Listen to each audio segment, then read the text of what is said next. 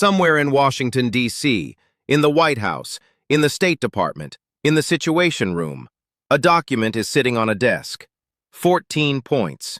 Written in Farsi, translated into English, delivered through Pakistani intermediaries, handed over by a government that has been at war with the United States for 67 days.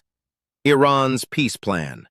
The document that could end the most consequential Middle East conflict since the Gulf War. The document that could reopen the Strait of Hormuz, bring $4.45 gas back down to $3, free 20,000 sailors trapped at sea, and restart the flow of 20% of the world's oil supply. Or, if the talks fail, the document that will become the last diplomatic record before the United States launches round 2 of its military campaign against Iran. Trump has read it, or at least been briefed on the concept of the deal, as he put it on Saturday. His response? Not acceptable. But also, I'm still looking at it. Not acceptable, but still looking. That gap between rejection and continued engagement is where the fate of this war currently lives. Today we are going through every single one of Iran's 14 demands. Not the diplomatic summary, not the 5-second news headline. Every single one. What Iran wants, what America says to each, where the deal could happen, and where it almost certainly cannot. This is the most important document in global politics right now. Welcome back. Let's get into it. Before we go through the 14 points, let's understand how this document came to exist, because the negotiating history behind it matters enormously for understanding what Iran actually wants and what it's willing to give up. The war began on February 28, 2026, when the United States and Israel launched Operation Epic Fury, a coordinated surprise attack on Iranian military facilities, nuclear sites, and government buildings. Supreme Leader Ali Khamenei was assassinated in the opening hours. Iran responded with massive missile and drone attacks and closed the Strait of Hormuz. A ceasefire of sorts took hold around April 7th. The last confirmed exchange of fire between U.S. and Iranian forces was that date.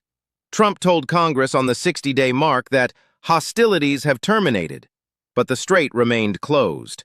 The U.S. blockade of Iranian ports continued. The economic war kept going. On March 25th, the United States presented Iran with a 15-point proposal via Pakistani mediators.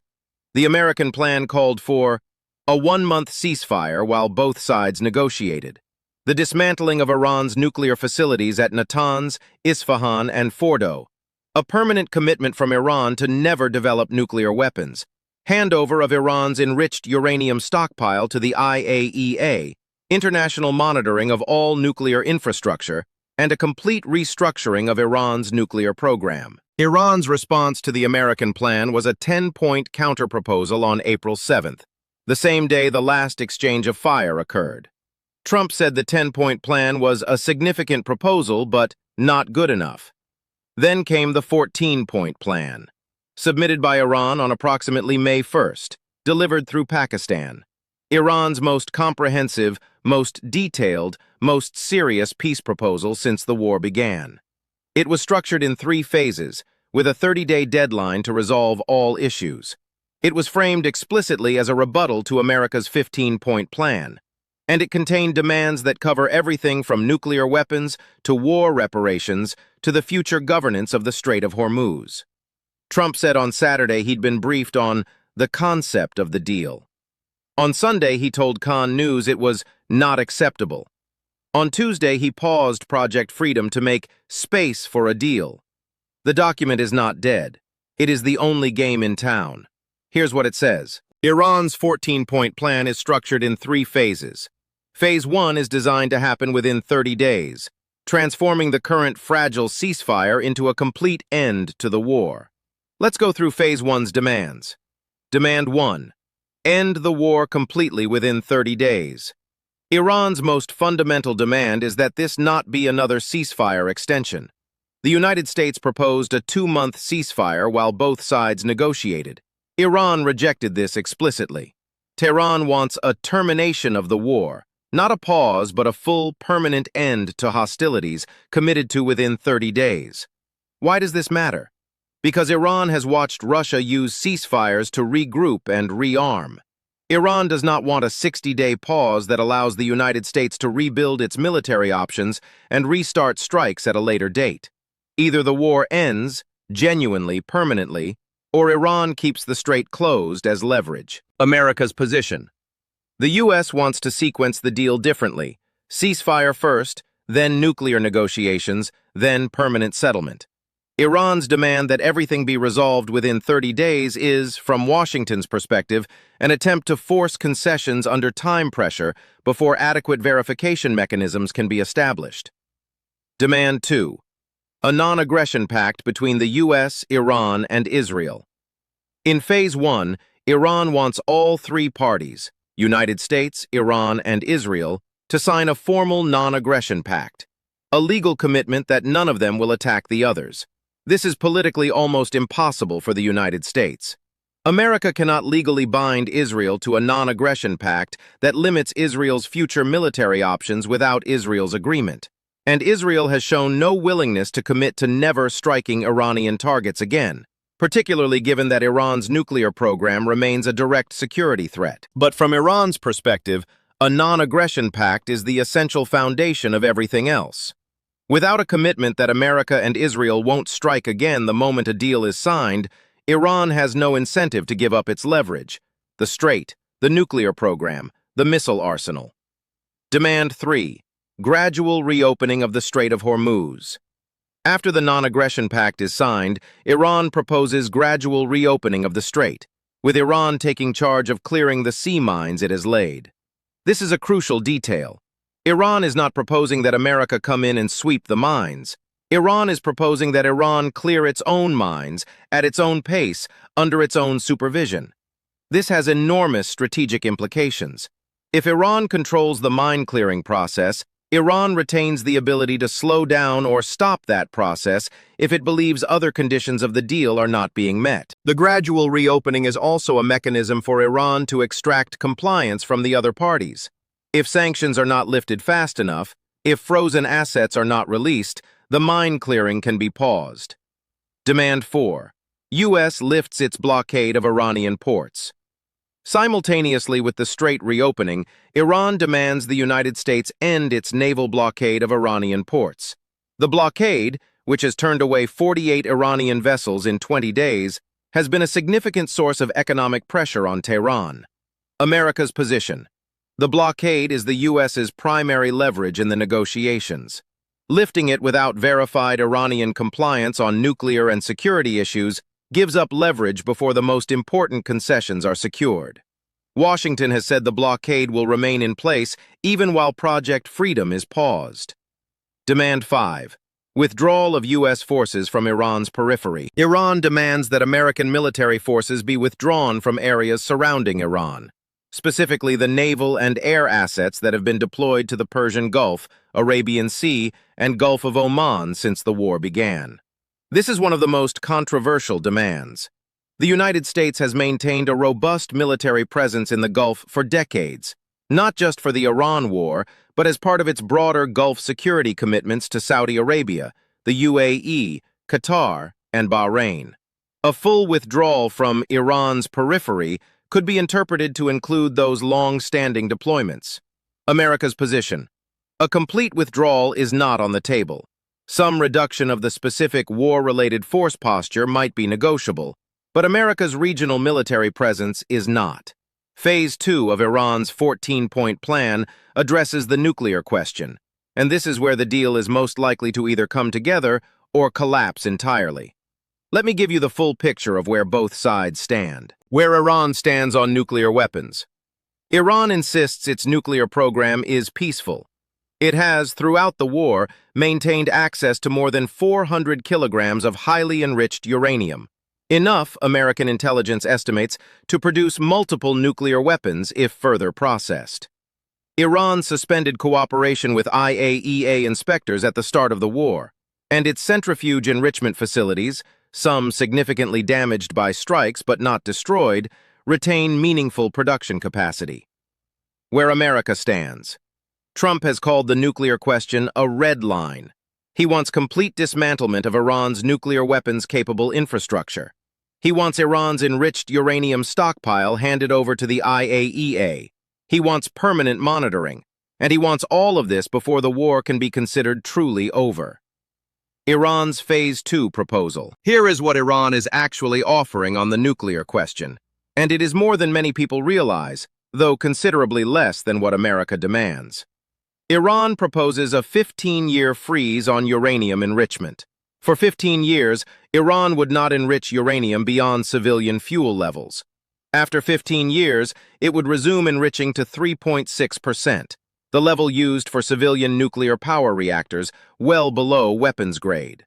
Iran also proposes transferring its existing stockpile of highly enriched uranium to other countries and diluting it to civilian enrichment levels, essentially taking the most immediately weapons-usable material off the table. What Iran absolutely refuses: dismantling its nuclear infrastructure. The physical facilities at Natanz, Isfahan, and Fordow, which America's 15-point plan demanded be demolished, will not be destroyed. Iran's position is that it has the right, as a signatory to the Nuclear Non-Proliferation Treaty, to maintain civilian nuclear infrastructure. The gap. The gap between these positions is significant, but, according to Kenneth Katzman, a former senior Congressional Research Service analyst who specializes in Iran, not that great a difference anymore. He told Al Jazeera, "The differences on the nuclear issues are actually not that great a difference anymore. It's still substantial, but can be narrowed." The more fundamental obstacle, in Katzman's assessment, is not the nuclear gap itself, but Iran's mistrust of the United States. Iran watched Trump withdraw from the 2015 JCPOA nuclear deal, the agreement that restricted Iran's nuclear program in exchange for sanctions relief, in 2018. Iran complied with that deal. America walked away anyway. Iran is not going to give up its nuclear leverage based on American promises without extraordinary verification mechanisms and third-party guarantees. Iran really mistrusts Trump and the United States, Katzman said. It does not want to move into full discussion until this blockade is lifted. Demand 6. Iran's right to uranium enrichment guaranteed. Iran demands explicit recognition of its right to enrich uranium as a signatory to the NPT. This is a non-negotiable red line for Tehran. It will not sign any deal that frames its nuclear program as inherently illegitimate. Demand 7. All sanctions lifted in exchange for nuclear agreement. In Phase 2, once the nuclear framework is agreed, Iran demands complete lifting of all American sanctions, not just the war-related measures, but the full architecture of U.S. sanctions built up over 47 years. This includes energy sanctions, financial sanctions, banking restrictions, and targeted measures against Iranian officials and entities. The economic value of full sanctions relief is enormous. Iran's economy has been strangled for decades. Full sanctions removal would potentially unlock hundreds of billions in frozen assets and restored trade. America's position. Sanctions relief is on the table, but phased, conditional, and tied to verified Iranian compliance. A blanket removal of all sanctions simultaneously is not something Washington is prepared to offer. Beyond the core Phase 1 and 2 demands, Iran's 14-point plan contains additional provisions that cover the full scope of what Tehran wants from a comprehensive settlement. Demand 8. Release of frozen Iranian assets. Iran has approximately $6 to $10 billion in assets frozen in various countries due to American sanctions. It wants those assets released, immediately, not phased. This money represents real economic relief for a government managing a collapsed currency and serious domestic unrest. Trump's position. Some asset release has been discussed as a confidence-building measure, but full, immediate release without verified compliance is not on the table. Demand 9. War reparations. This demand caused the most immediate American rejection. Iran is asking for financial compensation for the damage caused by American and Israeli strikes since February 28th. Compensation for military facilities destroyed, civilian casualties, economic damage from the conflict. War reparations from a country that launched a preemptive strike on a nuclear-armed adversary are, in American domestic political terms, essentially impossible. No American president could sign a reparations agreement with Iran and survive the political fallout. However, and this is a nuance that most coverage misses, the reparations demand was reportedly revised between early drafts and the final 14-point plan. The demand is still present, but its scope appears to have been moderated. This suggests Iran may view reparations as a negotiating chip, something to trade away in exchange for other concessions, rather than a true red line. Demand 10. End all hostilities, including in Lebanon. Iran demands that the deal cover not just direct U.S.-Iran hostilities, but the broader regional conflict, specifically including an end to Israeli military operations in Lebanon, where Hezbollah and Israeli forces have been fighting throughout this war. This is diplomatically complex because it requires Israel's agreement to terms negotiated between the U.S. and Iran. Israel is not a party to the negotiations, and Netanyahu has been conducting military operations in Lebanon based on its own assessment of Israeli security needs, not American diplomatic convenience. Demand 11. A new mechanism for the Strait of Hormuz. This is the demand that most directly affects the global economy and is perhaps the most creative element of Iran's proposal. Iran is not proposing to simply reopen the strait and return to the pre-war status quo. It is proposing a new mechanism for governing the waterway, a new set of rules, a new oversight structure, a new understanding of who has what rights in those waters. The details of what this new mechanism would look like are not fully specified in the publicly reported version of the plan, but the implication is significant. Iran wants some form of institutionalized role in controlling who passes through the strait and under what conditions. America's position.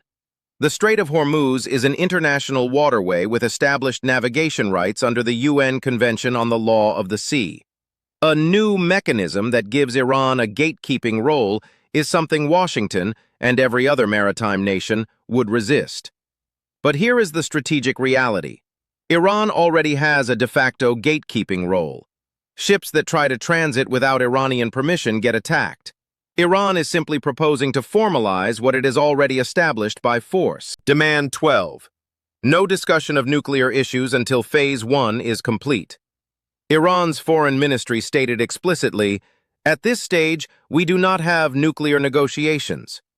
Iran wants to sequence the deal so that the war ends, the blockade is lifted, and sanctions are released before nuclear talks begin in earnest. This directly contradicts America's sequencing, which makes nuclear restrictions the starting point, not the ending point. Demand 13. Security guarantees against future aggression from the U.S. and Israel. Beyond the non-aggression pact, Iran wants binding security guarantees, from the United States specifically, that it will not be attacked again. These guarantees need to cover not just direct U.S. strikes, but also American support for, facilitation of, or failure to prevent Israeli strikes on Iranian territory. Demand 14. 30-day deadline for resolution. The overarching timeline demand, everything in Phase 1 resolved within 30 days of the deal being signed. Iran does not want open-ended negotiations. It wants a clear, short timeline that prevents the United States from using prolonged negotiations to maintain economic and military pressure while extracting concessions. After going through all 14 demands, let's be honest about where a deal is actually possible. The outline of a potential agreement, the zone of possible agreement, as negotiators call it, exists. It is narrow. It requires significant concessions from both sides, but it is there. What America could accept. A 15-year nuclear freeze with Iran retaining enrichment capability at civilian levels. This is closer to the 2015 JCPOA framework that Trump abandoned in 2018, and which even many hawks acknowledge worked while it was in place. Gradual sanctions relief tied to verified Iranian nuclear compliance, phased, conditional, with snapback provisions if Iran violates. Some reduction of the war-related military force posture in the Gulf, not a full withdrawal, but a return to pre-war deployment levels. Release of some frozen assets as part of a phased deal. What Iran could accept. Transfer of highly enriched uranium stockpile to third countries. Iran has signaled flexibility here. IAEA monitoring of its remaining nuclear facilities. Iran accepted this under the 2015 deal. A gradual reopening of Hormuz rather than immediate full restoration. Iran proposed this itself.